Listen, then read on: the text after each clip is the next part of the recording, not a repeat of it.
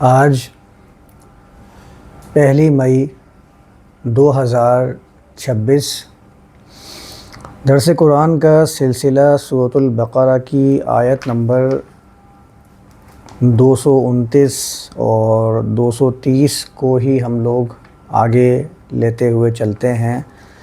پچھلی کلاس کے اندر آیت نمبر 229 پر میں نے بات رکھی تھی کہ اللہ نے اس آیت میں الطلاق مرتان جو بیان فرمایا ہے، تو مرہ کے معنی کو ہم نے دیکھا تھا کہ مرہ عربی زبان کے اعتبار سے مختلف معنی رکھتا ہے۔ قرآن کے اندر ذو مرہ آیا تو اس کے معنی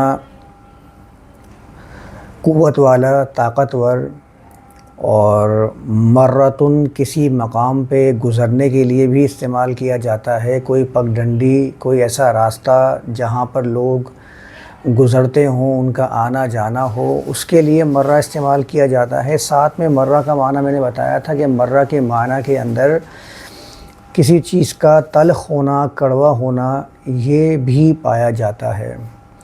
تو ہم لوگوں نے الطلاق مرتان کے مختلف پہلو سامنے رکھے تھے اور ان کے حساب سے ترجمہ سمجھا تھا کہ یہ جو طلاق کا مرحلہ ہے، یہ دو اس کے اندر معاملات آتے ہیں، اور ان دونوں معاملات کا قرآن نے بیان فرمایا تھا کہ ایک تو فَإِمْسَاكٌ بِمَعْرُوفٍ أَوْ تَسْرِيحٌ بِإِحْسَانٍ، کہ پہلی چیز تو یہ تھی کہ امساک کر لینا ہے معروف کو تھام کے رکھنا ہے، اور دوسری چیز تھی یہاں تسریح بإحسان۔ تسریح کا معنی میں نے سامنے رکھا تھا کہ سین، را اور ہا، اس کے معنی ہوتے ہیں کہ کسی کو اس کی من مانی کرنے دینا، اس کو آزادانہ نقل و حرکت کی مکمل گنجائش فراہم کر دینا۔ جیسے کہ آپ کسی جانور کو چراگاہ کے اندر چھوڑ دیتے ہیں، وہ اپنی مرضی سے جہاں سے چاہتا ہے رزق کو حاصل کر لیتا ہے، اس کو کہتے ہیں تسرحون، جو قرآن میں آیا تھا وحین تسرحون، کہ تم لوگ چرانے کے لیے چھوڑ دیتے ہو کہ وہ لوگ اپنی مرضی سے جہاں سے چاہیں اس کو چرتے رہیں، اپنا رزق حاصل کرتے رہیں، کوئی پابندی نہیں ہو اس کے اوپر، من پسند ہو جو کچھ بھی وہ حاصل کریں، اس کو تسریح بإحسان کہتے ہیں۔ تو میں نے آپ لوگوں کے سامنے رکھا تھا کہ قرآن نے جب یہاں پر نساء سے معاملے کو ختم کرنے کا بیان کیا ہے تو ساتھ میں ان کے بھی حقوق کو، ذمہ داریوں کو لوگوں پر عائد کر دیا۔ اچھا، قرآن کا خطاب جس اسلوب سے چلا آ رہا ہے، ہم نے اس کا بھی جائزہ لیا تھا کہ قرآن نے کہا وَلَا يَحِلُّ لَكُمْ أَن تَأْخُذُوا مِمَّا آتَيْتُمُوهُنَّ شَيْئًا إِلَّا أَن يَخَافَا۔ تو میں نے آپ کے سامنے رکھا تھا کہ یہاں اسلوب پہلے جمع کے طریق پہ بیان ہوا، اور اس کے بعد دونوں فریقین کو مخاطب کر لیا گیا کہ ایک تو عمومی خطاب ہو گیا ہے کہ تمہارے لیے حلال نہیں کہ جو کچھ تم نے دیا ہو ان سے وہ چھین لو۔ اب چاہے وہ منصب ہو، کوئی ذمہ داری ہو، یا کوئی بھی چیز ہو، وہ شیئن کے اندر شمار کی جائے گی، الا مگر یہ کہ یخوف اللہ یقیم حدود اللہ۔ تو میں نے آپ لوگوں کے سامنے یہ بیان کر دیا تھا کہ حدود اللہ کا آپ قرآن کے اندر جائزہ لیتے رہیے۔ قرآن میں جب بھی حدود اللہ کی بات آتی ہے تو اس کا مطلب وہ آخری کنارے ہیں کہ جہاں پر آپ کو جا کر رک جانا ہے، اور یہ سارا کا سارا معاملہ خالصتاً معاشرے کے لیے قرآن نے بیان کیا ہے۔ اس کو آپ ذہن نشین رکھیے، یہ مرد اور عورت کے باہمی تعلق کی بات ہے ہی نہیں۔ میں نے ابھی پچھلی دفعہ بھی کچھ ویڈیوز لگائی تھی اس معاملے کے اندر کہ قرآن میں جو الرجال اور نساء کے الفاظ آئے ہیں، یہ مرد اور عورت کے باہمی تعلق کے لیے نہیں بلکہ انسانیت سے خطاب کیا جاتا ہے۔ تو کچھ لوگ مجھے بیان کرتے ہیں کہ آپ نے کہا کہ یہ مرد اور عورت سے متعلق نہیں ہے، تو قرآن نے ھدی للناس قرار دیا ہے، انسانوں کے لیے ہدایت، تو کیا انسانیت میں مرد و عورت نہیں آتے ہیں؟ اصل بات یہ نہیں ہے کہ مرد و عورت آتے ہیں یا نہیں انسانیت کے اندر، بات یہ ہے کہ انسانیت کی جب بات کی جاتی ہے، جب ہم کہتے ہیں یا ایھا الانسان انک کادح، تو آپ مجھے خود بتائیے کہ اس آیت کے اندر کبھی کسی نے کوئی تفریق کی ہے کہ یہ مرد و عورت کے درمیان اس کا معاملہ ہوگا، مرد اس کو ایسے ڈیل کرے گا، عورت اس کو ایسے ڈیل کرے گی؟ کہیں بھی کوئی اس کو ایسے بیان نہیں کرتا، سب اس کا ترجمہ ایسے ہی کرتے ہیں، اور اس کی تفسیر بھی، اس کی ترجمانی بھی اسی طرز پر بیان کر رہے ہوتے ہیں کہ ان الانسان یا ایھا الانسان، بے شک انسان، انک کادح، اے انسان بے شک تو کادح الی ربک، اپنے رب کی طرف کوشش کرنے والا ہے۔ جب قرآن کہتا ہے والعصر ان الانسان لفی خسر، قسم زمانے کی، ترجمہ بالکل ویسے کروں گا جیسے کہ کیا جاتا ہے، ان الانسان لفی خسر، بے شک انسان یقیناً خسارے میں۔ یہاں کبھی کسی نے مرد اور عورت کو زیر بحث لیا ہے؟ کبھی نہیں لیا۔ تو جب میں یہ کہتا ہوں کہ یہاں رجال اور نساء سے مراد مرد اور عورت نہیں بلکہ انسانیت کے ہی کردار مراد ہیں، تو اس کا مطلب یہ ہے کہ یہ کوئی گھریلو مسئلے سولف کرنے کے لیے نہیں بیان کیا جا رہا، بلکہ یہاں پر لوگوں کے، معاشروں کے، اقوام کے، ملکوں کے آپس کے معاہدے، آپس کے تعلقات زیر بحث ہے۔ اس کو آپ لوگ ذہن نشین رکھیں۔ تو اللہ یخاف اللہ یقیم حدود اللہ، جب بھی حدود اللہ قرآن کے اندر آتا ہے تو اس سے مراد اللہ کی وہ حدود ہوتی ہیں جو اس نے قائم کر دی ہیں، اور اس حدود کو قرآن بیان کر دیتا ہے، اس کے نفاذ انسان کی ذمہ داری ہے کہ وہ اس کے نفاذ کے لیے اپنے آپ کو تیار کریں اور اس کا نفاذ قوت کے ساتھ انجام دیں۔ تو اگر ایسا معاملہ ہو جائے کہ یہ دونوں اللہ کی حدود کو قائم نہ رکھ سکیں تو پھر آپ ان سے وہ مناسب، وہ مال، وہ ذمہ داریاں، وہ کچھ بھی شیئن کے اندر آ سکتا ہے، زمانے کے حساب سے مختلف ہو سکتا ہے، وہ سارا کا سارا اس کے اندر آ جائے گا، وہ آپ لے سکتے ہیں۔ فَإِنْ خِفْتُمْ أَلَّا يُقِيمَا حُدُودَ اللَّهِ فَلَا جُنَاحَ عَلَيْهِمَا فِي مَا افْتَدَتْ بِهِ۔ افتدا، فدیہ تو میں نے بڑی تفصیل سے بیان کیا تھا ایک مقام پہ سورۃ البقرہ کے اندر، وہاں فدیہ کا لفظ آیا تھا، اور وہ سورۃ بقرہ کی آیت نمبر 184 ہے جو میں نے صیام کے ضمن میں بیان کی تھی، وہاں آپ دیکھ سکتے ہیں فدیہ کا معنی بہت تفصیل سے بات ہوئی ہے۔ تو یہاں پر فی مفتدت بھی آیا ہے، واحد مؤنث کا صیغہ ہے، تو کسی جماعت کی بات ہو رہی ہے جو ان کے درمیان میں معاملات کو بہتر بنانے کے لیے کچھ بھی ادا کر سکتا ہے۔ تلک حدود اللہ فلا تعتدوها، میں تفصیل میں اس لیے نہیں جا رہا کہ میں لاسٹ سیشن کے اندر تفصیل بیان کر چکا ہوں، یہ اللہ کی حدود ہیں، فلا تعتدوها، تم اس سے آگے نہ بڑھنا۔ وَمَن يَتَعَدَّ حُدُودَ اللَّهِ فَأُولَٰئِكَ هُمُ الظَّالِمُونَ، ظالمون کا مطلب یہ ہوتا ہے کہ جو کسی معاملے کے اندر وہاں چلا جائے جہاں نہیں جانا چاہیے تھا، وہاں کسی کو مقرر کر دے جہاں اس کو مقرر نہیں کرنا چاہیے تھا۔ جو بھی ایسا عمل کرتا ہے قرآن کی اصطلاح میں اس کو ظالم قرار دیا جاتا ہے۔ تو جس نے بھی اللہ کی حدود کو پھلانگا، کراس کیا، فَأُولَٰئِكَ هُمُ الظَّالِمُونَ، اولئک کے بعد جب ہم آتا ہے اور ہم کے بعد جب ال لگ جاتا ہے لام تعریف، تو اس میں تاکید ڈبل ہو جاتی ہے، یعنی قرآن کہتا ہے یہی تو ہیں وہ لوگ جو ظالمین ہیں، جو اللہ کی حدود کو کراس کرنے والے ہیں۔ آیت نمبر 230 بھی ہم نے لاسٹ سیشن میں لے لی تھی، تو میں تھوڑی سی تمہید باندھنے کے لیے اس کو بھی ساتھ میں بیان کر دیتا ہوں۔ فَإِن طَلَّقَهَا فَلَا تَحِلُّ لَهُ مِن بَعْدُ، میں نے آپ لوگوں کو کہا تھا کہ من بعدو، من کے بعد کوئی بھی اسم ہمیشہ زیر کے ساتھ آتا ہے، یعنی بعدی ہونا چاہیے تھا، دال کے نیچے زیر آنا چاہیے تھا۔ اب یہاں دال کے نیچے زیر نہیں، اس کا مطلب یہ ہے کہ یہ جینیٹو کنسٹرکشن کا پہلا پارٹ تو ہے، دوسرا پارٹ یہاں بیان نہیں ہوا ہے، جو سیاق و سباق کی روشنی میں سمجھنا پڑے گا۔ پس اگر اس نے اس سے معاہدہ ختم کر لیا ہے، یہ دو فریقین کے مابین بات چل رہی ہے کہ ایک فریق نے دوسرے فریق کے ساتھ معاہدہ ختم کر لیا، جو میں نے پیچھے آپ کو بیان کیا تھا فَاعْتَزِلُوا النِّسَاءَ فِی الْمَحِیض کے ضمن میں۔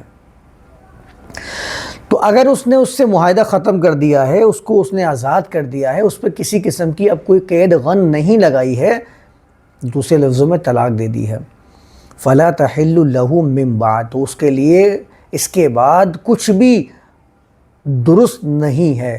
یہ کچھ بھی درست کیا ہو سکتا ہے، یہ ہم سیاق و سباق کی روشنی میں سمجھیں گے۔ کسی بھی قسم کا جور و اکراہ، کسی بھی قسم کی زبردستی، کسی بھی قسم کی زیادتی وہ سب کی سب اس کے اندر آ جائے گی. حتیٰ تنکیحا زوجن غیرہ، حتیٰ یہاں تک کہ بھی ترجمہ ہوتا ہے، وہ تاکہ بھی اس کا ترجمہ ہوتا ہے.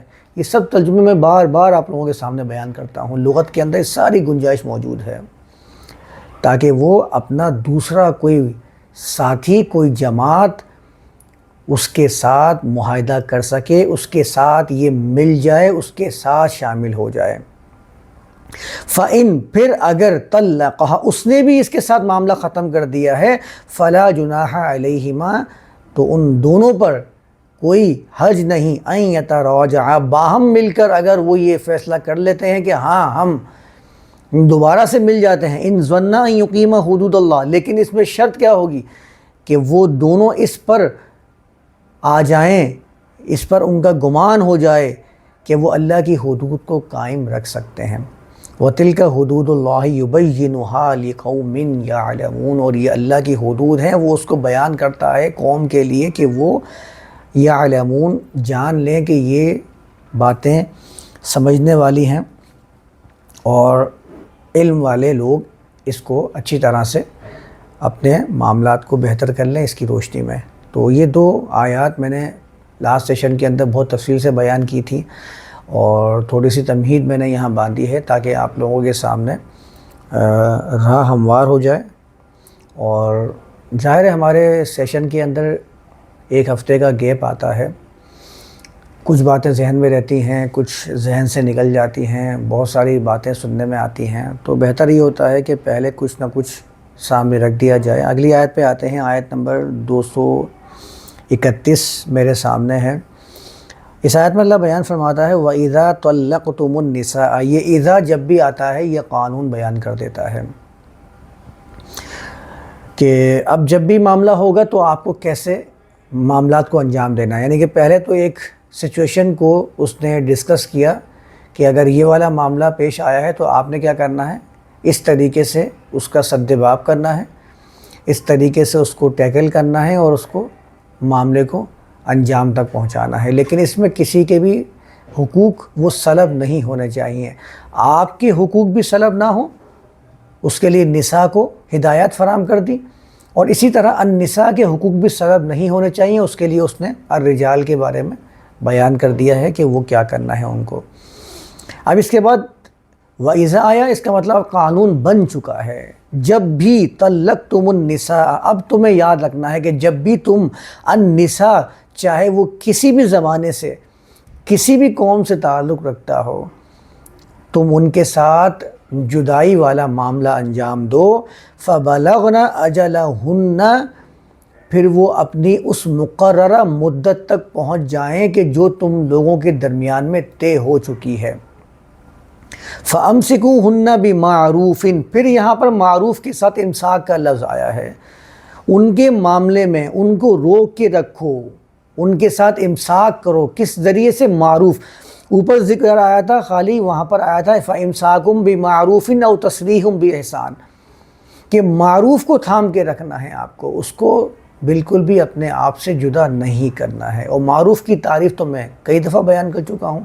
وہ تمام چیزیں، وہ تمام قوانین، وہ تمام طریقہ کار جو اللہ نے بیان کر دیے ہیں، وہ سب معروف کی کیٹیگری میں آتے ہیں. اب جب وہ کہتا ہے فَأَمْسِكُوهُنَّ، یہاں پر اس نے امساک کے ساتھ ہنہ کو مفعول بنایا کہ ان کو تھام کے رکھنا ہے، ان کے دامن کو بھی چھوڑ نہیں دینا ہے. ایسا نہ ہو کہ آپ نے ان کو مکمل طریقے سے چھوڑ دیا ہے، اب وہ اپنی منمانی کرتے ہوئے معاشرے کا ہی بیڑا غرق کر دیں. مطلب قانون کے دائرے سے تو کوئی بھی باہر نہیں آ سکتا. فَأَمْسِكُوهُنَّ، ان کو تھام کے رکھو، بِمَعْرُوفٍ، معروف کی بنیاد پر. پہلے آیا تھا امساکم بمعروف، معروف کو تھام کے رکھنا ہے، آپ کو اس کو نہیں چھوڑنا. یہاں پر آیا ان کو تھام کے رکھنا ہے معروف کے ساتھ. اور معروف کے ساتھ تھام کے رکھنے کا مطلب یہ ہوا ہے کہ اب ان کے ساتھ جو بھی معاملہ آپ رکھیں گے، رواں رکھیں گے، ان کے ساتھ کسی بھی قسم کا تعلق قائم رکھیں گے. کیونکہ اگر آپ کا کسی کے ساتھ بھی کوئی بھی معاہدہ ختم ہو گیا ہے تو اس کا مطلب یہ نہیں کہ آپ نے اب ان کے ساتھ جو اخوت والا معاملہ ہے وہ بھی ترک کر دینا ہے، انسانیت والا معاملہ ہے وہ بھی ترک کر دینا ہے۔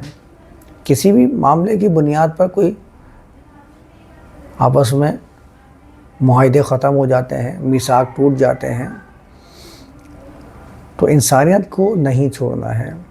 فَأَمْسِكُوهُنَّ بِمَعْرُوفٍ۔ اب ان کے ساتھ معاملہ آ رہا ہے کہ آپ ان کو تھام کے رکھیں معروف کے ساتھ۔ ایسا نہ ہو کہ آپ نے النساء کمزور طبقہ ہے، آپ نے اس کو مکمل طریقے سے چھوڑ دیا، تو وہ تو ویسے ہی النساء تھا، تو اس کو جو سہارا ملا تھا وہ سہارا بھی اس سے چھن گیا، تو اب اس کا کیا معاملہ ہوگا؟ وہ تو اور پستیوں میں گرتا چلا جائے گا۔ تو سپورٹ تو ان کے ساتھ برقرار رکھنی ہے، سپورٹ نہیں چھوڑنی ہے۔ اس لیے قرآن نے کہا فَأَمْسِكُوهُنَّ، ان کو تھام کے رکھیں، ان کو چھوڑیں نہ، لیکن کن بنیادوں پر؟ معروف کی بنیادوں پر۔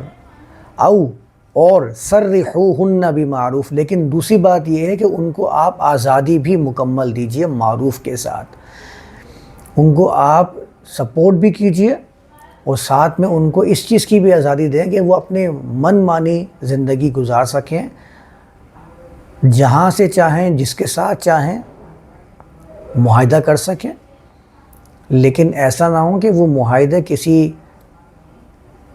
فسادی کے ساتھ ہو رہے ہوں، کہ وہ فسادی کے ساتھ مل کر آپ کے ہی ملک پہ، آپ کے ہی قوم پہ، آپ کے ہی معاشرے کے اوپر گراں گزرے، معاملات کو خراب کرے، انتشار کا باعث بنے۔ تو یہ والا معاملہ نہیں کرنا ہے، بلکہ ان کو اس طرز کے اوپر تصریح ان کے ساتھ انجام دینی ہے کہ وہ بھی معروف کے ساتھ ہو، معروف کی بنیادوں پر ہو۔ وَلَا تُمْسِكُوهُنَّ ضِرَارًا لِتَعْتَدُوا، تم انہیں اس لیے تھام کے نہ رکھو کہ ان کے لیے مشکلیں پیدا کرو، لِتَعْتَدُوا، تاکہ تم حد سے باہر نکل جاؤ۔ تم نے جو ان کو تھامنا ہے وہ اچھائی کی بنیادوں پر تھامنا ہے، ان کو تکلیف دینے کے لیے، ضرر پہنچانے کے لیے نہیں تھامنا ہے کہ تم نے ان کے ساتھ ہی معاملے کو بگاڑنا شروع کر دیا۔ وَمَن يَفْعَلْ ذَلِكَ فَقَدْ ظَلَمَ نَفْسَهُ، جس نے بھی یہ فعل انجام دیا یقینی طور پر اس نے اپنے ہی نفس پر ظلم کیا۔ اس نے کون سا دوسرے انسان کے اوپر ظلم کیا؟ وہ اس کے ساتھی تھے، ان کا اپنا نفس ہے، اپنی ہی جانیں ہیں، اپنی ہی جیسے دکھنے والے لوگ ہیں۔ اس کا ایک ترجمہ تو بالکل واضح ہے، نفسہ کہیں پر تو یہ کسی اپنی ہی ذات کے لیے، جیسے مثال کے طور پر میں کہتا ہوں کہ میں نے اپنی ہی جان پہ ظلم کیا، مطلب میں نے اپنے ساتھ ہی برائی کی ہے۔ اس کا ایک ترجمہ تو یہ ہوتا ہے کہ جس نے بھی ظلم کیا یقیناً اس نے اپنے ساتھ ہی برائی کی ہے، اس سے اس کی ذات کی نشو و نما نہیں ہو پائے گی، بلکہ اس کا نفس، اس کی جان، اس کی ذات، اس کا کردار اور زیادہ خراب ہوتا چلا جائے گا۔ اس میں ایک بات تو یہ شامل ہے۔ لیکن جب اسی طرز کے اوپر آتی ہے آیت تو اس کا ایک ترجمہ ہوتا ہے فقط ظلم نفسہ، یعنی اس نے کسی دوسرے کے ساتھ نہیں بلکہ جس کے ساتھ کر رہا ہے وہ بھی اس کی ہی جان کا حصہ ہے، وہ بھی اس کے ہی معاشرے کا ایک ساتھی ہے، وہ بھی اس کی طرح دکھنے والا ایک انسان ہے۔ تو قرآن نے کہا تھا نا وَمَنْ أَحْيَاهَا فَكَأَنَّمَا أَحْيَا النَّاسَ جَمِيعًا، کسی نے بھی ایک انسان کے ساتھ بھی احیاء والا معاملہ کر دیا، فَكَأَنَّمَا أَحْيَا النَّاسَ جَمِيعًا، گویا کہ اس نے تمام انسانیت کے ساتھ یہ والا معاملہ انجام دیا ہے، پوری انسانیت کو اس نے زندگی پرووائڈ کر دی ہے۔ اس طرح سے قرآن نے بیان کیا ہے۔ تو وَمَن يَفْعَلْ ذَلِكَ فَقَدْ ظَلَمَ نَفْسَهُ، جس نے بھی کوئی ایسا معاملہ انجام دیا یقیناً اس نے کسی کو تکلیف پہنچا کر اپنے ہی جیسے دکھنے والے انسانوں کو ہلاکت سے دوچار کیا ہے، اس نے اپنے ہی معاشرے کو تباہ کیا ہے، اور اس کے دور رس نتائج سامنے آ ہی جاتے ہیں۔ وَلَا تَتَّخِذُوا آیَاتِ اللَّهِ هُزُوًا، قرآن کہتا ہے اللہ کی آیات کو ہزواً، ٹھٹا نہ بناؤ، کھیل نہ بناؤ۔ ہمارے یہاں تو کھیل بنا ہوا ہے، طلاق کی آیات کے اوپر تو کھیل چل رہا ہوتا ہے۔ میں نے آپ کو کیا کہا تھا، حلالے کی آیت بیان کر دیتے ہیں، جن سے حلالہ کے حوالے سے معلوم کرنے جاتے ہیں وہ اپنے ساتھی میں بیٹھ کے بولتے ہیں یار مجھ سے کیا بولتا ہے حلالہ، مجھ سے پوچھنے ہے حلالہ کس سے کرواؤں گا۔ ہنس رہے ہوتے ہیں، ٹھٹا لگا رہے ہوتے ہیں، مذاق اڑا رہے ہوتے ہیں، مذاق کر رہے ہوتے ہیں۔ اللہ کی آیات سے مذاق کا مطلب ہی یہ ہے کہ آپ اللہ کی آیات کو ایک کھیل بنا دیں. اپنے مقصد کی بھینٹ چڑھانے کے لیے آپ نے کچھ بھی اس میں سے اخذ کر کے بیان کرنا شروع کر دیا. آپ کا تو کھیل ہو گیا, آپ کا تو مذاق ہو گیا, سامنے والے کی زندگی آپ نے برباد کر دی.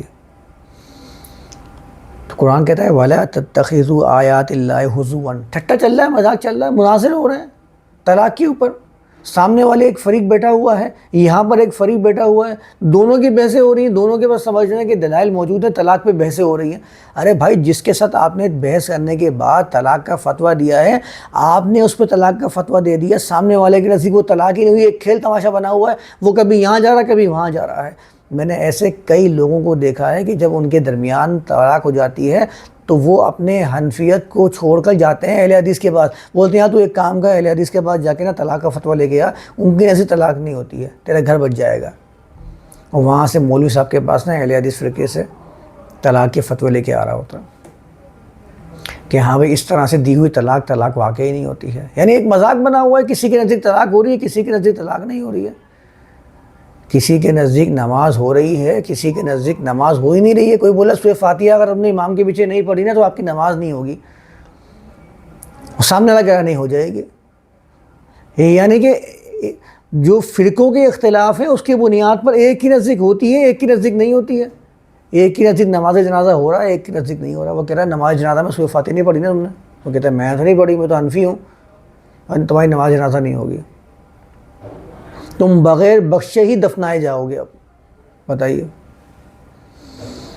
تصور تو یہ ہے نا کہ نماز جنازہ کر لی, 50 بندے جمع کر لیے, وہ سارے مواحد ہیں, تو جنت تو یقینی ہو گئی. تو ایک فرقے کے نزدیک تو وہ جنتی قرار پا گیا, دوسرے کے نزدیک تو وہ بخشا ہی نہیں گیا, بغیر بخشے ہی دفنا دیا گیا. تو یہ بڑی بحثیں ہیں. قرآن کہتا ہے وَلَا تَتَّخِذُوا آیَاتِ اللَّهِ هُزُوًا, یہ کھیل تماشا اللہ کی آیات کے ساتھ یہ بند کر دو.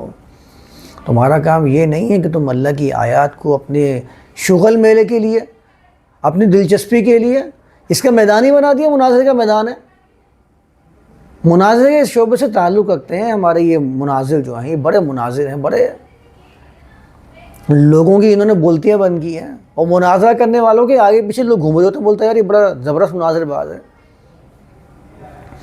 ہاں بھائی مناظرہ کرنا ہے کیا اس موضوع پہ, طلاق کے موضوع پہ؟ ابھی کل لے کے آتا ہوں اپنے ساتھی کو, پھر دیکھو مناظرہ میں وہ کیسے چت کرتے ہیں. آج تو بڑی مناظرے بازی کے اندر انہوں نے سامنے والے پارٹی کو ایسا چت کیا ہے نا, میدان فتح کر لیا ہے. کندھے پہ اٹھا کے گھوم رہے ہیں ان کو, صاحب کو, جنہوں نے مناظرے کے اندر سامنے والی پارٹی کو مات دی ہے. دونوں ہی پارٹیاں اللہ کی آیات کو لے کر بیٹھی ہیں, اور دونوں ہی کھیل تماشا لگا کے رکھا ہوا ہے ان لوگوں نے. قرآن کہتا ہے وَلَا تَتَّخِذُوا آیَاتِ اللَّهِ هُزُوًا, اللہ کی آیات کو ٹھٹا اور تماشا تو نہ بناؤ. وَاذْكُرُوا نِعْمَةَ اللَّهِ عَلَيْكُمْ وَمَا أَنزَلَ عَلَيْكُمْ مِنَ الْكِتَابِ وَالْحِكْمَةِ يَعِظُكُمْ بِهِ, اللہ کی نعمت کا جو اس نے تم پر کی ہے اس کی حفاظت کرو. وَاذْكُرُوا نِعْمَةَ اللَّهِ عَلَيْكُمْ, اس کا ترجمہ کر دے کے رہے ہیں کہ اللہ نے جو تم پر نعمت کی ہے تم اس کو یاد کرو. اب آپ مجھے خود بتائیے, آپ کسی ایک بندے سے پوچھ لیجئے کہ کیا اللہ کی کوئی ایک نعمت ہے اس کائنات کے اندر؟ آپ کو جو جو نظر آ رہا ہے, یہ جو میں انگلی سے اشارہ آپ کے سامنے کر رہا ہوں, یہ بھی اللہ کی ایک نعمت ہی ہے نا. میرے ہاتھ کے اندر طاقت ہے اور میرے پاس انگلیوں کا اشارہ کرنے کی ایک صلاحیت موجود ہے کہ میں اپنے باڈی جیسچرز کے ذریعے آپ کے سامنے کوئی بات بیان کرتا ہوں. تو میں اللہ کی کون کون سی نعمت کو ذکر کروں گا؟ مطلب میرے پاس جو ذکر کے معیار بیان کیے گئے ہیں ان معیارات کے اندر کیا ہے؟ میرے پاس کچھ ورد ہیں, سبحان اللہ, الحمدللہ, استغفر اللہ, اللہ اکبر, یا سلام, یا سمد, یہ بھی کوئی خاص ورود ہیں جو کسی کسی موقع پر بیان کیے جا رہے ہوتے ہیں. ورنہ جب یہاں پر آتا ہے وَاذْكُرُوا نِعْمَةَ اللَّهِ عَلَيْكُمْ, تو میں کون سی نعمت کا اللہ کی ذکر کر رہا ہوتا ہوں؟ میں نے کبھی اللہ کی ایک نعمت کا کہ جو میرے پاس انگلی کی شکل میں موجود ہے, کیا میں نے یہ اپنی انگلیوں پر پڑھ کر یہ نعمت کا ذکر کیا ہے؟ کیونکہ یہاں پر دیکھیں آیت کے اندر الفاظ وَاذْكُرُوا نعمت اللہ آیا ہے، وَاذْكُرُوا اللہ نہیں آیا، جو آپ یہاں پر میرے سامنے یہ بیان کر سکتے ہیں کہ اللہ کا ذکر کرنا ہے انگلیوں کے اوپر، سبحان اللہ الحمدللہ اللہ اکبر پڑھنا ہے، نہیں، یہ تو ہو ہی نہیں سکتا نا۔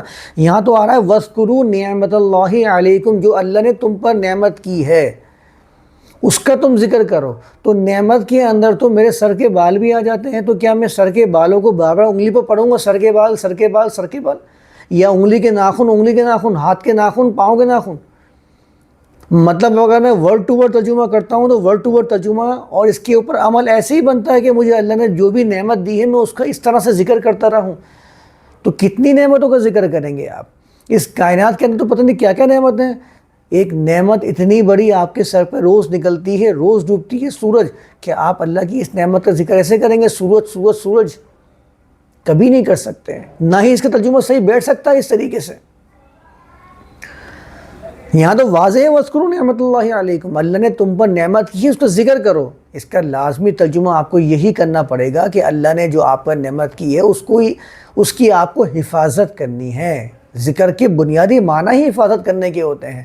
ذکر کے معنی اگر یہ کرنے لگ جائیں گے آپ ہر جگہ پہ کہ آپ یاد کریں، تو کتنا یاد کریں گے اللہ کی نعمت کو؟ چلے ٹھیک ہے، آپ اللہ کی نعمت کو ذکر کے مطلب یہ کر رہے ہیں کہ نعمت کو یاد کر لینا، آپ کتنی مرتبہ اللہ کی نعمت کو یاد کرتے ہیں؟ یہ تو حکم کا صیغہ ہے، امپیریٹو سینٹینس ہے۔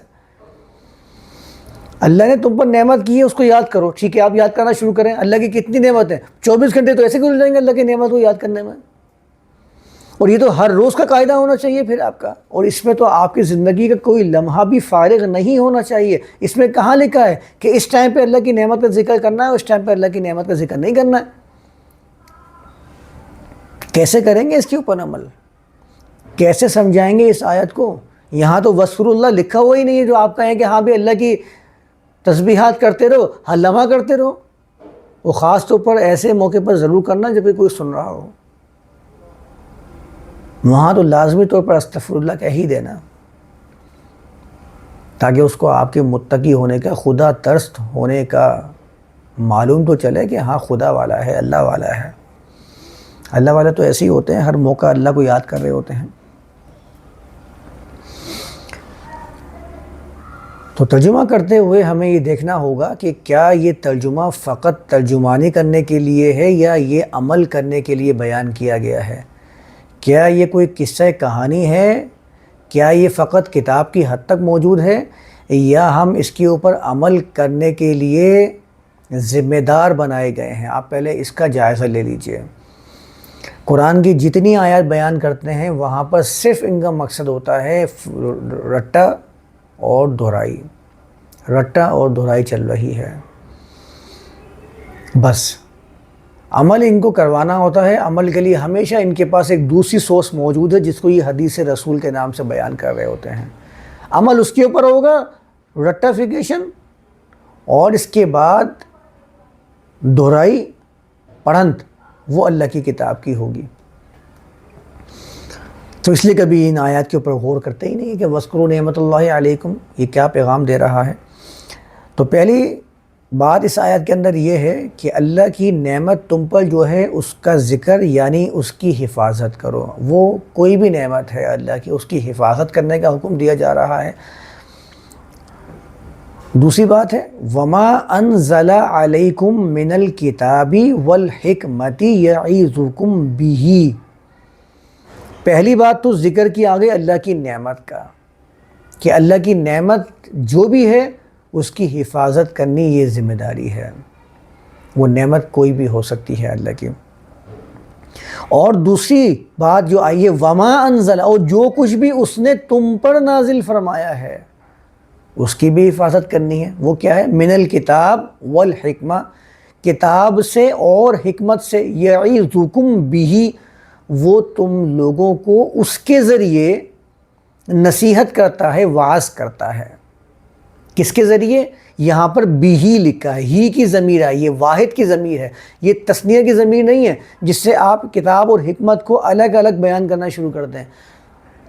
یہاں کتاب اور حکمت آتی ہے، کتاب الگ ہے، حکمت الگ ہے، اللہ الگ ہے، رسول الگ ہے، قرآن الگ ہے، حدیث الگ ہے۔ دو الگ الگ اتھارٹیز ان کے پاس موجود ہوتی ہیں۔ حکم میں یہ دونوں برابر ہوتے ہیں. یہاں اللہ لکھا ہوا ہے, یہاں محمد لکھا ہوا ہے. یہاں 99 نام اللہ کے لکھے ہیں, یہاں 99 نام انہوں نے محمد کے لکھے ہیں. یہ کمپیریزن نہیں ہے تو اس کو میں پھر کیا نام دوں گا؟ یہ برابری نہیں ہے خدا اور مخلوق کے درمیان تو اس کو آپ کیا نام دیں گے؟ کتاب کہا آتا ہے قرآن میں تو کہتے ہیں کتاب سے مراد اللہ کی کتاب ہے. حکمت کا لفظ آتا تو کہتے ہیں حکمت سے مراد اللہ کی کتاب نہیں ہے, بلکہ یہ کتاب سے الگ کوئی چیز ہے جس میں اللہ کی حکمت بیان کی جا رہی ہے. اللہ نے کہیں بیان کیا ہے پورے قرآن کے اندر کہ کتاب یہ ہوگی, حکمت جو ہے وہ کتاب سے باہر ہوگی؟ کوئی ایک آیت بتا دیجئے. قرآن تو کہتا ہے والقرآن الحکیم, وہ قرآن کو ہی حکیم قرار دیتا ہے. حکیم کون ہوتا ہے؟ حکیم تو وہ ہوتا ہے کہ جس سے حکمت صادر ہوتی ہے. جس سے حکمت صادر نہیں ہوگی آپ اس کو حکیم کیسے قرار دے سکتے ہیں؟ جب وہ قرآن حکیم بھی کہہ رہا ہے, اور کس صورت میں کہہ رہا ہے؟ جس کو آپ اپنے مردوں پر پڑھ کے بخش رہے ہوتے ہیں, یاسین والقرآن الحکیم, وہیں وہ قرآن حکیم قرار دے رہا ہے, اور حکمت کو آپ قرآن سے باہر تلاش کرنے کی کوشش کر رہے ہیں. یہ کیسے ممکن ہے کہ وہ حکیم بھی ہو اس میں حکمت موجود نہ ہو؟ یہاں تو ہمارے جو حکمت والے ہوتے ہیں, حکیم صاحب جو دوائیاں دیتے ہیں حکمت کی بنیاد پر, ہم ان کے لیے گواہ نہیں کر سکتے ہیں کہ آپ ان کو حکیم بھی کہیں اور بولے حکیم صاحب تو یہ ہے, حکمت کوئی وہ بیان کرے گا. کبھی ہوا ہے آپ کے ساتھ ایسا کہ حکیم صاحب کے پاس جا رہے ہیں علاج کرنے کے لیے, ان کو حکمت نہیں آتی ہے حکیم؟ کبھی نہیں کیا ہوگا آپ نے, کبھی سوچا بھی نہیں ہوگا, یہ گمان بھی آپ کے ذہن سے نہیں گزرا ہوگا. آپ نے ہمیشہ یہی سمجھا ہوگا کہ بھائی حکیم صاحب کے پاس جا رہا ہوں, بڑی حکمت والے حکیم ہیں, حکمت کی بنیاد پر انہوں نے یہ حکیم ہونے کا جو منصب ہے یہ حاصل کیا ہے, تو ان کے پاس سے تو مجھے حکمت حاصل ہوگی. لیکن جیسے ہی والقرآن الحکیم آتا ہے, قرآن حکیم ہے, وہاں پر ان کو یہ والے فارمولے یاد نہیں آتے ہیں. وہاں ہمیشہ ان کے ذہن میں آتا ہے کہ حکیم یہ ہے, حکمت جو ہے وہ باہر ہے. تو حکمت کو ہمیشہ باہر سے تلاش کرنے کی کوشش کرتے ہیں. آپ یہاں اس آیت کے اوپر ہی غور کر لیجئے.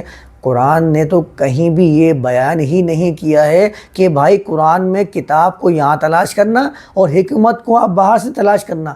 حکمت کو یہ کہتے ہیں قرآن کے اغراض اور مقاصد. حکمت کی تشریح کرتے ہیں, حکمت کی تفسیر بیان کرتے ہیں. حکمت کا مطلب ہوتا ہے قرآن کی تشریح. قرآن کی تشریح کا لفظ پورے قرآن کے اندر ہی موجود نہیں ہے. قرآن کی تشریح کرنے کا یہ معاملہ روایت حدیث کے اندر بھی کہیں موجود نہیں ہے کہ اللہ کے رسول نے خود فرمایا ہو کہ یہ قرآن ہے اور جو میں بیان کر رہا ہوں یہ حکمت ہے. جو میں بیان کر رہا ہوں یہ قرآن کی تشریح ہے. تم قرآن کی تشریح جب بھی تمہیں مطلوب ہو تو تم میری حدیث سے قرآن کی تشریح کو اخذ کر لینا. میں نے تو کوئی ایسی روایت پڑھی بھی نہیں ہے, سنی بھی نہیں ہے کسی سے. یہ آپ لوگوں نے اگر سنی بھی ہوگی نا کسی سے تو یہ اس کے اپنے الفاظ ہوں گے, اپنی اس کی تشریحات ہوں گی حکمت کے حوالے سے. وما انزل علیکم من الکتاب والحکمت, جب وہ کہتا ہے تو وہ کہتا ہے جو کچھ اس نے تم پر نازل کیا کتاب سے اور حکمت سے. یہ کہتے ہیں اللہ نے جو ہے قرآن کو الگ نازل فرمایا ہے اور حدیث کو الگ نازل فرمایا ہے. حدیث کو نازل فرمانے کے بعد اس کو لوگوں کی ذمہ داری پہ ڈال دیا. کہتے ہیں قرآن کو نازل فرمانے کے بعد اس نے قرآن کی ذمہ داری خود لی. اللہ کے رسول نے قرآن کو مدون کرنے کے لیے باقاعدہ لوگوں کو مقرر کیا تھا کہ یہ وہ لوگ ہوں گے جو قرآن کی تدوین میں پیش رہیں گے, جو مسلسل قرآن کی لکھائی کریں گے تاکہ قرآن لوگوں کے پاس سے ضائع نہ ہونے پائے.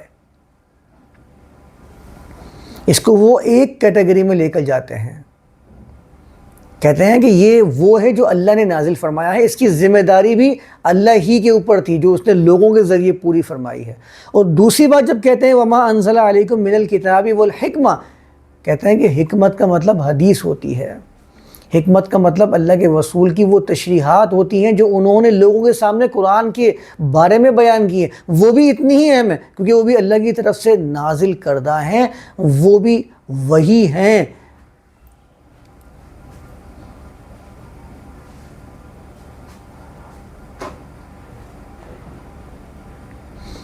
وہ بھی وہی ہی ہیں، اس کی ذمہ داری بھی اللہ ہی نے لی ہے، لیکن جب اس کی تدوین کا معاملہ دیکھنا شروع کرتے ہیں، اس کی چھان پھٹک کرنا شروع کرتے ہیں ہم لوگ، تو معلوم ہوتا ہے کہ اس کی ذمہ داری تو اللہ نے نہیں لی، اس کی ذمہ داری تو اللہ کے رسول نے بھی نہیں لی، اس کی ذمہ داری تو صحابہ نے بھی نہیں لی، بہت دور دور سے لے کے آتے ہیں روایت میں۔ اس کے بارے میں تو ہمیشہ یہ بیان کرتے ہیں کہ اللہ کے رسول نے تو بیان کر دیا، لکھنے والے نے لکھا اپنی مرضی کے مطابق، نہیں لکھا تو نہیں لکھا، یعنی اس کو اتنا غیر اہم سمجھا جاتا تھا، اتنا غیر اہم کہ اس کو لکھنے کی بھی کوئی کوشش نہیں کرتا تھا۔ تو آپ مجھے بتائیے کہ پھر یہ ایک حکم میں کیسے آ سکتی ہیں؟ اللہ ایسے کیسے کر سکتا ہے کہ اپنے ایک حکم کو جو اس نے نازل فرمایا وہ اتنا ہی اہم تھا، اس کو تو اس نے پورا انتظام کروایا، منظم طریقے سے اس کو لوگوں کے سامنے پیش کر دیا، لیکن دوسری ذمہ داری، دوسری وحی جو اتنی ہی اہم تھی کہ اس کے بغیر قرآن کو سمجھنا ممکن ہی نہیں تھا، مطلب یہ تو ممکن تھا کہ قرآن کا نزول نہیں ہوتا، قرآن ضائع ہو جاتا، لوگ قرآن کو بھول جاتے، قرآن نہیں لکھتے، تو اس سے لوگوں پہ فرق نہیں پڑتا، لیکن یہ اتنا ضروری تھا، اگر یہ نہیں ہوتا تو اس کے وجود بھی کل عدم شمار کیا جاتا، اس کے وجود کی بھی کوئی اہمیت نہیں تھی، یعنی اگر وہ محفوظ نہیں ہوتا تو امت کے اوپر اتنا مشکل معاملہ نہیں پڑتا جتنا مشکل مسئلہ اس والے معاملے کے اندر امت کو اٹھانا پڑتا، جس کے لیے کہتے ہیں کہ ہزاروں لوگوں نے اپنی پوری زندگیاں صرف کر دی ہیں صحیح کو غلط سے جدا کرنے کے لیے۔ اس کی حفاظت کا اتنا اہتمام بعد والوں نے کیا، اللہ نے کوئی اہتمام نہیں کیا، یہ بات یاد رکھیے گا، یہ بیان کرتے ہیں، اس طریقے سے بیان کیا جاتا ہے کہ اگر وہ ضائع ہو جاتا ہے، وہ بتاتے ہیں ضائع ہو بھی گیا، بکری کھا گئی، منسوخ ہو گیا، اس پہ کوئی فرق نہیں پڑا، لیکن اگر حدیث میں کچھ منسوخ ہو جائے تو کہتے ہیں کہ اس پہ بڑا معاملہ آ جاتا ہے، بڑی زرکاری ہو جاتی ہے، عمل کہاں سے لوگے؟ تو اس کی حفاظت کا اللہ نے کوئی ذمہ داری نہیں لگائی کسی کے اوپر، کوئی انتظام نہیں کیا، رسول نے کوئی انتظام نہیں کیا، لکھنے والے لکھیں، نہیں وہ لکھنے والے نہ لکھیں، کوئی فرق نہیں پڑتا کسی کے اوپر۔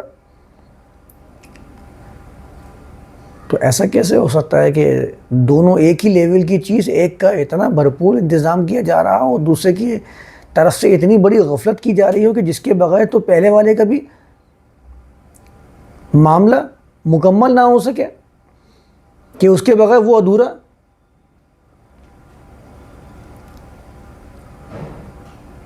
تو آپ سمجھ جائیے کہ جب اس طرز کے اوپر جو لوگ بیان کر رہے ہوتے ہیں تو یقیناً ان کے عزائم کچھ اور ہیں، ان کے معاملات کچھ اور ہیں، حقیقت کچھ اور ہے۔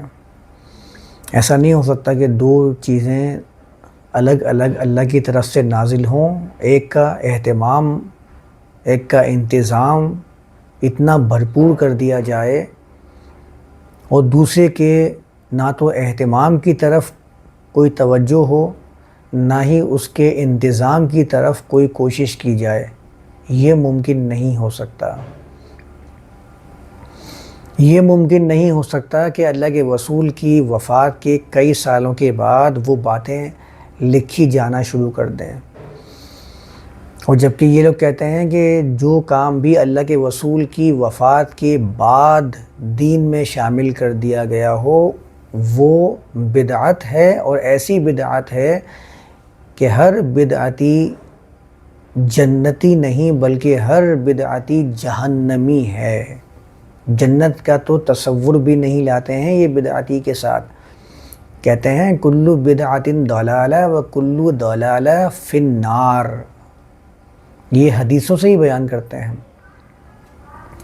تو آپ مجھے بتائیے یہ اگر بدعت نہیں ہے تو میں اس کو کیا نام دوں، میں اس کو کیسے بیان کروں، کس کیٹیگری میں لا کے بیان کروں؟ ممکن ہی نہیں اس کو بیان کرنا۔ تو یہ ایک عجیب و غریب ہمارے ہاں قرآن کے مقابلے میں روایات کو پیش کیا گیا ہے، بالکل دوسرے مذاہب کی طرح، کیونکہ ہمارا معاملہ کیا، ہر مذہب نے ایک دوسرے سے مستعار لیا ہوا ہے، چل رہی ہے گاڑی چلتی رہے گی، کچھ یہاں سے لے لو کچھ یہاں سے لے لو، کچھ ہندوازم سے اٹھا لو، کچھ مجوسیوں سے اٹھا لو، اور کچھ یہودیوں سے، کچھ عیسائیوں سے اٹھا لو، انہوں نے بھی یہ کام کیا ہوا ہے.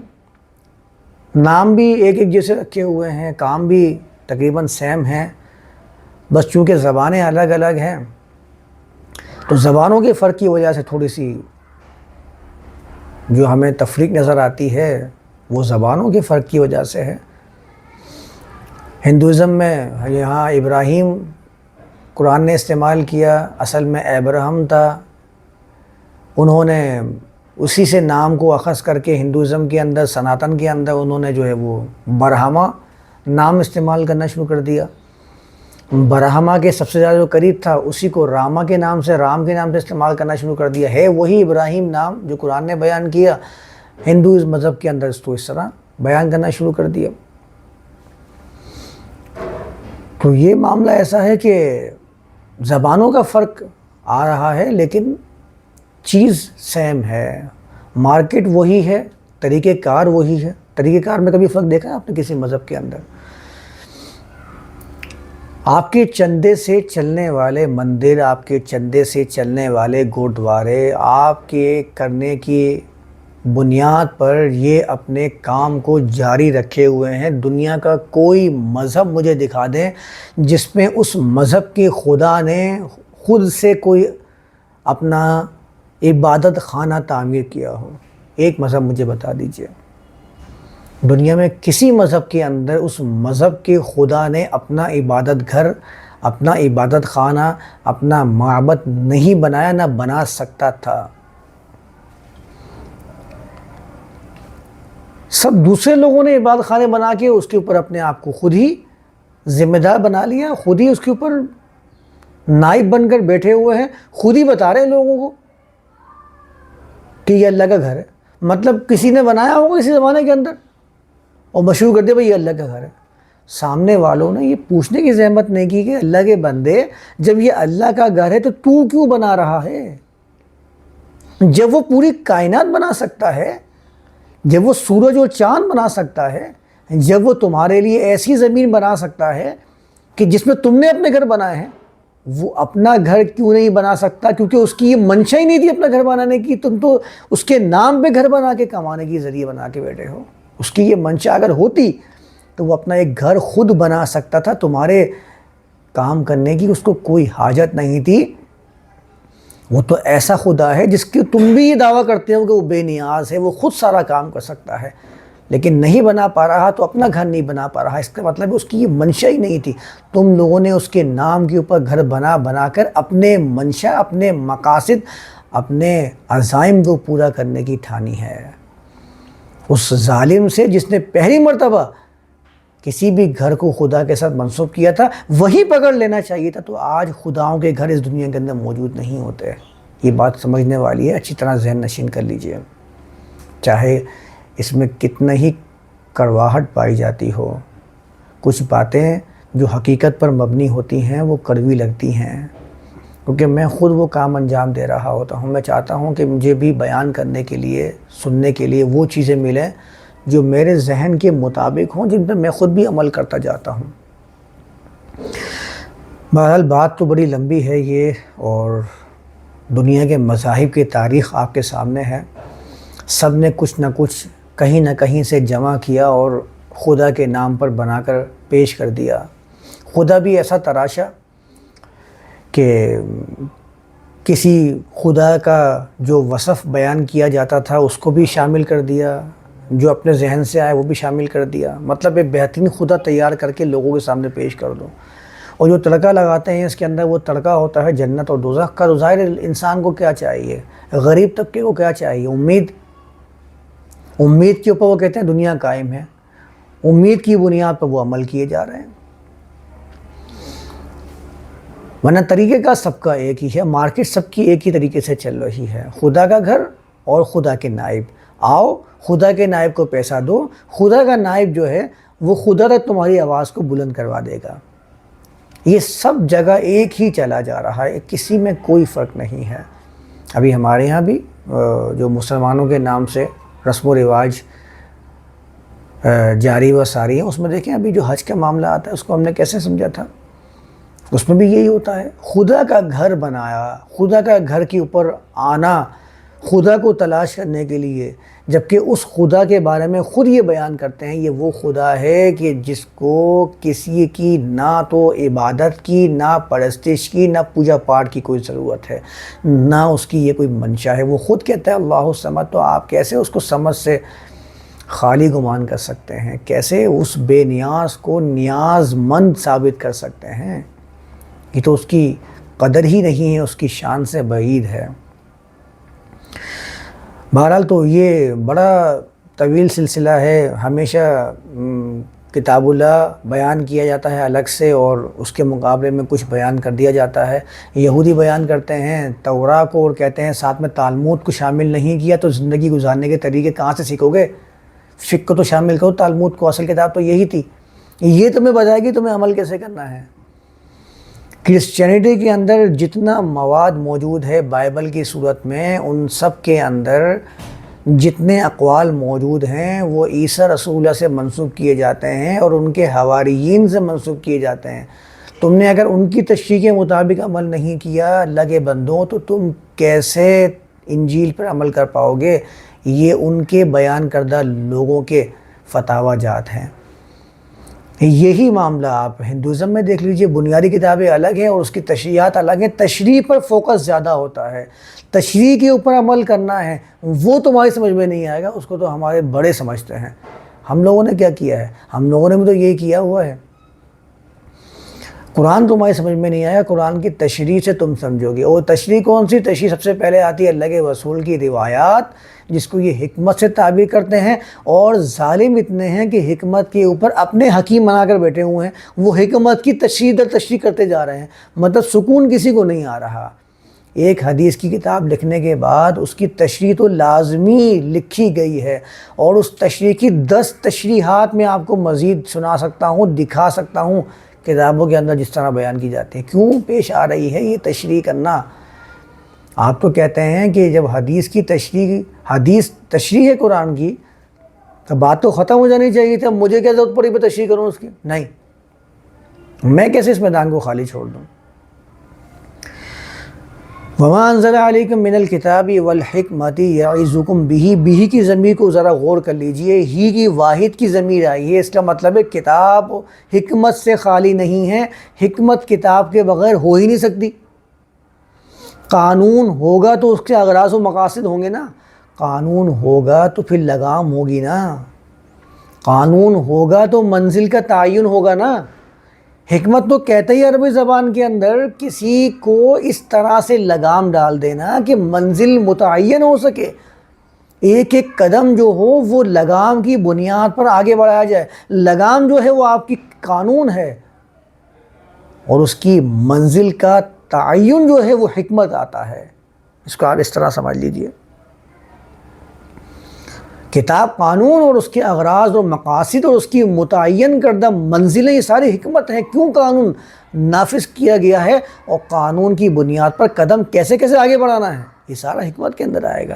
وہ خود کہہ رہا ہے یعظکم بہ، واحد کی ضمیر وہ بیان کر رہا ہے، تو واحد کی ضمیر کیوں بیان کر رہا ہے؟ یہاں تو اگر آپ کے مطابق ہوتا تو دونوں کے لیے بہما آنا چاہیے تھا، الگ الگ ہیں تو الگ الگ کے لیے ہما کی ضمیر آتی ہے، ایک ہی ہے تو بھی کی ضمیر آتی ہے۔ کر لیں نا ترجمہ اس کا، بیان کرتے ہیں۔ وَاتَّقُوا اللَّهَ وَاعْلَمُوا أَنَّ اللَّهَ بِكُلِّ شَيْءٍ عَلِيمٌ، اللہ کہتا ہے اللہ کی نگہداشت کرو۔ جو پورا پیچھے بیان کیا ہے نا وَاذْكُرُوا نِعْمَتَ اللَّهِ عَلَيْكُمْ، مطلب یہ ہے اس سب سے کہ اللہ کی نگہداشت کرو،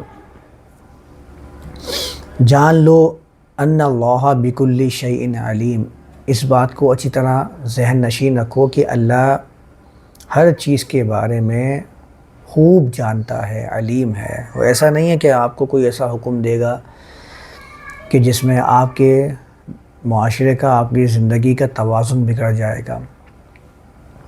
وہ ایسا نہیں ہے کہ آپ اس کی طرف یہ منسوب کرنا شروع کر دیں کہ اس نے قرآن کی حفاظت کا پورا انتظام کیا، اور جو دوسری لیول کی چیز تھی سیم اس کا درجہ تھا، اس کی حفاظت کا، اس کے اہتمام کا اس نے کوئی توجہ ہی نہیں دی، کوئی انتظام ہی نہیں کیا، وہ ایسا نہیں ہے۔ وَاعْلَمُوا أَنَّ اللَّهَ بِكُلِّ شَيْءٍ عَلِيمٌ، اس کو معلوم ہے کہ جو اس نے نازل کیا ہے وہ کیا ہے، اور اس کی حفاظت کا انتظام، اس کا اہتمام یہ کیسے کرنا ہے، یہ اس کو اچھی طرح معلوم ہے۔ تو اس بات کو سب سے پہلے ذہن میں رکھیے۔ تو اس کو آگے تھوڑا سا ایک آیت کو اور دیکھ لیتے ہیں، کیونکہ اس میں بھی قانون بیان ہوا ہے۔ آیت نمبر 232 میں اللہ بیان فرماتا ہے وَإِذَا طَلَّقْتُمُ النِّسَاءَ، پھر دوبارہ قانون کی بات ہوئی کہ دوبارہ اس بات کو اچھی طرح سمجھ لو کہ جب بھی تم النساء کے ساتھ معاملہ ختم کرو، طلاق دو، جدا کر دو، چھوڑ دو، فَبَلَغْنَ أَجَلَهُنَّ، پھر وہ اپنے مقررہ مدت تک پہنچ جائیں، فَلَا تَعْضُلُوهُنَّ أَن يَنكِحْنَ أَزْوَاجَهُنَّ۔ تو عدل عین ضاد اور لام سے عدلات عزلات ہم جانتے ہیں کہ اردو زبان کے اندر بھی پٹھوں کو کہا جاتا ہے، اور پٹھے چونکہ مضبوط ہوتے ہیں تو یہ عین ضاد اور لام وہ لفظ ہے کہ جس کے اندر کسی معاملے میں بھی سختی کا پہلو آ ہی جائے گا۔ مطلب یہ لفظ سختی کے لیے آپ سمجھ لیجئے کہ معروف لفظ ہے۔ جب وہ کہتا ہے فَلَا تَعْضُلُوهُنَّ، اس کا مطلب ہوتا ہے کہ کسی قسم کی ان پر کوئی سختی، کوئی مشقت عائد نہ کرو، کوئی تنگی پیدا نہ کرو، کہ يَنْكِحْنَ أَزْوَاجَهُنَّ، کہ وہ اپنے جوڑوں کے ساتھ مل جائیں، اِذَا تَرَاضَوْا بَيْنَهُمْ بِالْمَعْرُوفِ، جبکہ وہ لوگ آپس میں ایک دوسرے کے ساتھ معروف کی بنیاد پر ہم آہنگ ہیں، راضی ہیں۔ اب دیکھیں یہاں پر ایک بات سامنے آئی، ہمارے ہاں کہا جاتا ہے، میں پھر سے وہیں جاؤں گا، ظاہر ہے ہمارے معاشرے کے اندر یہ چیز اتنی رائج ہے کہ مجھے بار بار اسے بیان کرنا پڑتا ہے۔ جب اس آیت کو بیان کیا جاتا ہے، کہتے ہیں کہ طلاق اگر مرد دیتا ہے عورت کو تو طلاق دینے کے بعد وہ اس سے نکاح نہیں کر سکتا۔ اگر آپ اس کے مطابق سمجھیں گے تو یہاں تو ان کا واضح لکھا ہوا ہے فَلَا تَعْضُلُوهُنَّ أَن يَنكِحْنَ أَزْوَاجَهُنَّ إِذَا تَرَاضَوْا بَيْنَهُمْ بِالْمَعْرُوفِ۔ اس سے تو آپ کو یہ معلوم ہو جائے گا کہ اگر انہوں نے آپس میں تعلق ختم کر لیا، ڈائیورسڈ ہو چکے ہیں، تو آپ کا کام یہ نہیں ہے، لوگوں کا کام یہ نہیں ہے، مذہبی پیشوائیت کو کس نے اس منصب پر فائز کیا ہے کہ وہ فتوی دینا شروع کر دے، اور اس کو فتویٰ دینے کا مجاز کس نے دیا ہے؟ آپ یہ بھی تو سمجھیے۔ ہمارے ہاں آپ سنتے رہتے ہوں گے یہ فلاں صاحب مفتی صاحب ہیں، یہ مفتی اعظم ہیں، یہ شیخ الاسلام ہیں۔ یہ مجاز کون ہیں ان کو یہ ٹائٹلز دینے کا؟ کوئی سرکاری عہدہ ہے یہ کہ یہ مفتی اعظم ہیں، یہ شیخ اسلام ہیں، اور یہ شیخ اسلام ثانی ہیں، یہ مفتی اعظم، مفتی اکبر ہیں؟ یہ مطلب یہ کس نے ان کو ٹائٹلز دیے ہیں ان چیزوں کے؟ کس نے ان کو مجاز بنایا ہے؟ فلاں فرقے کے شیخ الاسلام الگ ہوتے ہیں، فرقے کے شیخ الاسلام الگ ہوتے ہیں۔ وہ اس کو شیخ الاسلام مانتا ہی نہیں ہے، وہ کہتا ہے اگر یہ شیخ الاسلام ہے تو ایسے اسلام کو سلام۔ میں نے یہ سنا ہے باقاعدہ لوگوں سے، کہتے ہیں اگر یہ فلاں صاحب ہیں، یہ شیخ الاسلام ہے نا، اگر ان کے نزدیک، تو ایسے اسلام کو میں سلام کرتا ہوں، مطلب ایسے اسلام کو مجھے ماننے کی ضرورت ہی نہیں ہے۔ تو یہ تو شیخ الاسلام کا باہمی معاملہ ہے آپس کے فرقوں کا۔ ایک مفتی اعظم ہے، وہ مفتی اعظم ہے پورے ملک کے، اور دوسرے کے نزدیک وہ کہتے ہیں یہ مفتی ہے کوئی۔ اس کی باتوں میں تو اتنا شدید تضاد ہے، اس کا تو علم ہی کچھ نہیں ہے۔ ہمارا ایک اتنا سا عالم جو ہے وہ اس مفتی کو خاموش کروا دے گا، اس کے سامنے اس کی کیا حیثیت ہے؟ ان کو کس نے یہ اتھارٹی دی ہے کہ یہ لوگوں کے مابین فتاوی جات کو جاری کریں؟ یہ تو لوگوں کی سستی ہے کہ انہوں نے ان کے پاس جانا شروع کر دیا۔ تو اگر کسی کے پاس جانے سے آپ یہ سمجھتے ہیں کہ ہمارے درمیان میں یہ فیصلہ کروائے گا، تو یہ آپ کا گمان تو ہو سکتا ہے، حقیقت نہیں ہو سکتی ہے۔ مطلب پھر تو یہ ہو گیا کہ اگر کوئی شخص کسی بھی پیر کے پاس جا رہا ہے، فقیر کے پاس جا رہا ہے، اور سمجھ رہا ہے کہ یہ بڑے پائے کا فقیر ہے، بڑے پائے کا پیر ہے، یہ بڑا پائے کا جادوگر ہے، یہ جادو سے کسی کو، اس کی محبت کو اس کے قدموں میں لا کے کھڑا کر سکتا ہے، تو یہ جانے والے کا گمان ہو سکتا ہے نا۔ اس کا مطلب یہ تھوڑی ہوگا کہ لوگ اگر اس کے بعد جا رہے ہیں جھمکٹا لگا ہوا ہے تو وہ حقیقت میں ہو گیا. یہ اگر کچھ پھونکے مار کر کسی کے اوپر سے جن نکال سکتا ہے، کسی کے کینسر کا علاج کر سکتا ہے، تو یہ جانے والوں کا گمان ہے. جانے والوں کا گمان حقیقت تو نہیں ہو سکتا. کتنے ہی لوگ ایسے ہیں جو کبھی بھی نہیں مانتے، میڈیکل سائنس کبھی نہیں مانتی کہ کینسر کا علاج پھونکوں سے ہو سکتا ہے، لیکن جو جا رہے ہیں ان کی عقیدت بڑی مضبوط ہے. وہ تو ایسا عقیدہ لے کر جا رہے ہیں کہ اگر آپ ان سے کہیں گے نا بھائی ایسا نہیں ہو رہا، وہ آپ سے لڑنے کی شروع ہو جائے گا. تو کسی کے پاس جھمکٹا لگا لینا، کسی کے بارے میں کوئی گمان کر لینا، یہ حقیقت نہیں بن جاتی.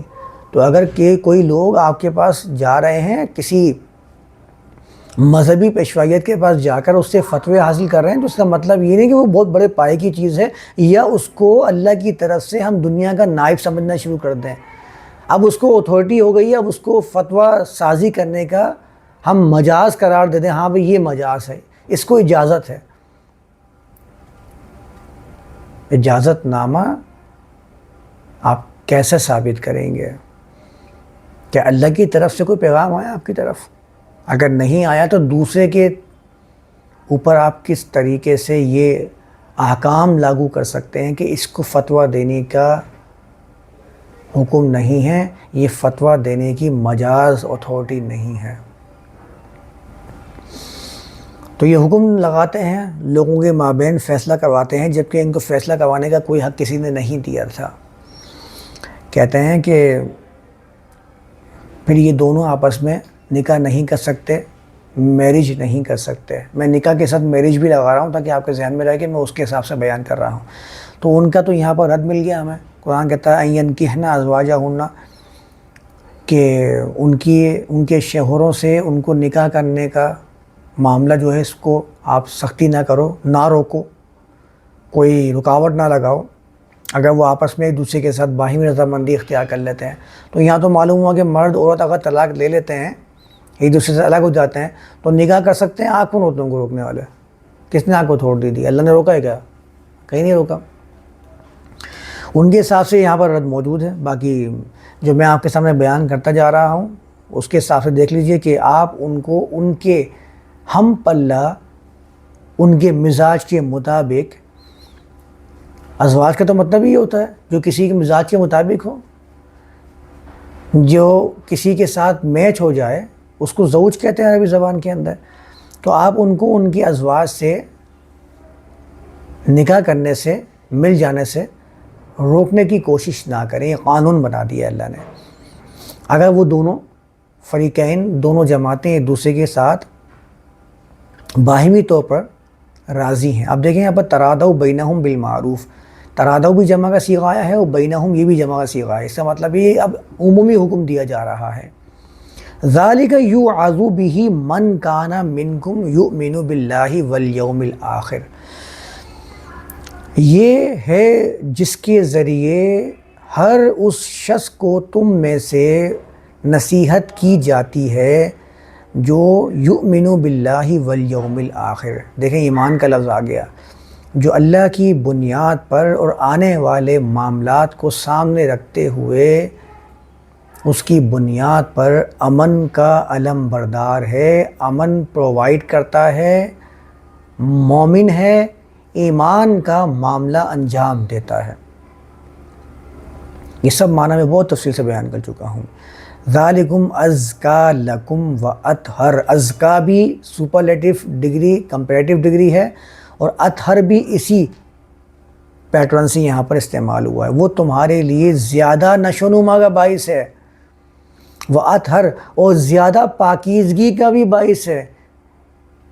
مطلب اس سے تمہاری نشو و نما بھی ہوگی. بتائیے اس کا مرد و عورت کے باہمی تعلق سے کیا تعلق ہوگا نشو و نما سے؟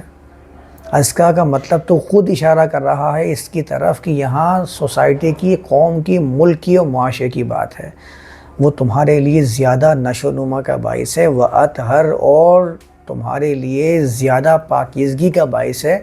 یعنی تمہارے اندر، تمہارے معاملات میں جتنی چیزیں ضرر رساں ہیں وہ سب اس سے دور ہو جاتی ہیں. واللہ یعلم وانتم لا تعلمون.